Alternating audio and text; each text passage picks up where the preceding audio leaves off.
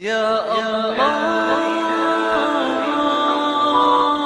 محمد رسول الله। সুপ্রিয় দর্শক ও শ্রোতা, আমাদের আজকের আলোচ্য বিষয় হলো আশুরার দিনের করণীয়।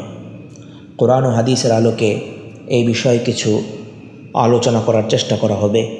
আল্লাহ রব্বুল আলামিন আমাদেরকে আমলের নিয়তে শোনার তৌফিক দান করুন। আশুরার দিন অর্থাৎ 10ই মুহররমের সর্বপ্রথম এবং সর্বপ্রধান করণীয় হলো এই দিন একটি নফল রোজা রাখা। রাসূলুল্লাহ সাল্লাল্লাহু আলাইহি ওয়াসাল্লাম সহিহ মুসলিমে বর্ণিত হাদিসে ইরশাদ করেন, সিয়ামু ইয়াউমি আশুরা ইউকাফিরু সানাতাল মাদিয়া। আশুরার দিন কোনো ব্যক্তি যদি রোজা রাখে তাহলে আল্লাহ সুবহানাহু ওয়া তাআলা তার পিছনের 1 বছরের গুনাহ মাফ করে দিবেন। উক্ত হাদিসে যে কথাটি বলা হয়েছে যে 1 বছরের গুনাহ মাফ করে দিবেন, এর দ্বারা উদ্দেশ্য হলো সগীরা গুনাহসমূহ আল্লাহ রব্বুল আলামিন মিটিয়ে দিবেন। কবিরা গুনার জন্য আলাদাভাবে ক্ষমা চাইতে হবে এবং সংশ্লিষ্ট ব্যক্তিবর্গের কাছ থেকে মাফ চেয়ে নিতে হবে। আশুরার দিনের দ্বিতীয় কর্তব্য হলো এই দিন খুব বেশি বেশি তওবা ও ইস্তিগফার করা। রাসূলুল্লাহ সাল্লাল্লাহু আলাইহি ওয়াসাল্লাম ইরশাদ করেন, আল্লাহ রব্বুল আলামিন এই দিন এক জাতিকে ক্ষমা করে দিয়েছিলেন, তাদের তওবা কবুল করেছিলেন। উক্ত হাদিসের আলোকে আমরাও এই দিনে বেশি থেকে বেশি তওবা করব এবং আল্লাহ সুবহানাহু ওয়া তাআলার কাছে ক্ষমা চাইব, মাগফিরাত কামনা করব। 10ই মুহররম তথা আশুরার দিনের তৃতীয় কর্তব্য হলো এই দিন আমরা অঙ্গীকার গ্রহণ করব যে আগামী জীবন গুনাহ ও জুলুম মুক্তভাবে কাটাবো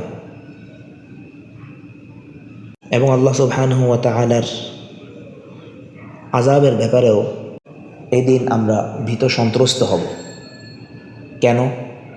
কেননা রাসূলুল্লাহ সাল্লাল্লাহু আলাইহি ওয়াসাল্লাম ইরশাদ করেন, আল্লাহ রব্বুল আলামিন এদিন এক জাতিকে অর্থাৎ জালেম ফিরআউনকে তার দলবলসহ এদিন ডুবিয়ে মেরেছিলেন, তাদেরকে নিশ্চিহ্ন করে দিয়েছিলেন। তাই এই দিনের অন্যতম একটি কর্তব্য হলো গুনাহ এবং জুলুম মুক্ত জীবনযাপনের অঙ্গীকার গ্রহণ করা। এদিনে আরেকটি কর্তব্য আমাদের এই যে আমরা আমাদের সাধ্য অনুযায়ী নিজের পরিবার পরিজনের জন্য ভালো খাবারের ব্যবস্থা করব। একটি দুর্বল বর্ণনায় পাওয়া যায় যে হাদিসের মধ্যে বর্ণিত হয়েছে, রাসূলুল্লাহ সাল্লাল্লাহু আলাইহি ওয়াসাল্লাম ইরশাদ করেন,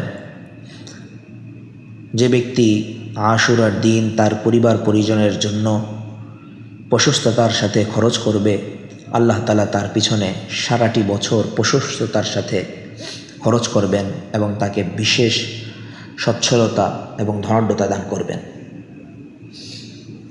হাদিসটি যদিও দুর্বল, তবে অনেক মুহাদ্দিসিনে কেরাম উক্ত হাদিসের উপর আমল করেছেন। এমনকি হাদিসের প্রখ্যাত ইমাম ইবনে উয়াইনা রহমতুল্লাহি আলাইহি বলেন যে উক্ত হাদিসটির উপরে আমি আমল করেছি প্রায় 50 বছর যাবৎ, এবং উক্ত হাদিসের মধ্যে যে কথাটি বলা হয়েছে যে আল্লাহ তাআলা সচ্ছলতা দান করেন, সেটি আমি পরিপূর্ণরূপে বাস্তব পেয়েছি। আশুরার দিনের পঞ্চম কর্তব্য হলো এই, যদি কারো এদিনে কারবালার হৃদয় বিদারক ঘটনা মনে পড়ে যায়, হযরত হুসাইন রাদিয়াল্লাহু আনহুর শাহাদাতের ঘটনাটি মনে পড়ে যায়, তাহলে ইন্না লিল্লাহি ওয়া ইন্না ইলাইহি রাজিউন পড়া। কেননা রাসূলুল্লাহ সাল্লাল্লাহু আলাইহি ওয়াসাল্লাম ইরশাদ করেন, যে ব্যক্তি পুরনো কোনো মুসিবতের কথা শোনার পর যদি ইন্না লিল্লাহি ওয়া ইন্না ইলাইহি রাজিউন পড়ে, তাহলে আল্লাহ রব্বুল আলামিন তাকে ঠিক অনুরূপ সওয়াব দান করবেন যেরূপ সওয়াব তিনি দান করেন ওই ব্যক্তিকে, যে ব্যক্তি সদ্য কোনো মুসিবত নতুন কোনো মুসিবত পাওয়ার পর ইন্না লিল্লাহি নতুন কোনো মুসিবতে পড়ার পর ইন্না লিল্লাহি ওয়া ইন্না ইলাইহি রাজিউন পড়ে থাকে। তাই যদি হুসাইন রাদিয়াল্লাহু আনহুর শাহাদাতের কথা মনে পড়েই যায়, তাহলে আমরা ইন্না লিল্লাহি ওয়া ইন্না ইলাইহি রাজিউন পড়তে পারি। তবে পাশাপাশি এই কথাটি মনে রাখতে হবে যে কারবালার ঘটনা এবং হযরত হুসাইন রাদিয়াল্লাহু আনহুর ঘটনা রাসূলুল্লাহ সাল্লাল্লাহু আলাইহি ওয়াসাল্লামের ওয়াফাতের মৃত্যুর অনেক পরের ঘটনা।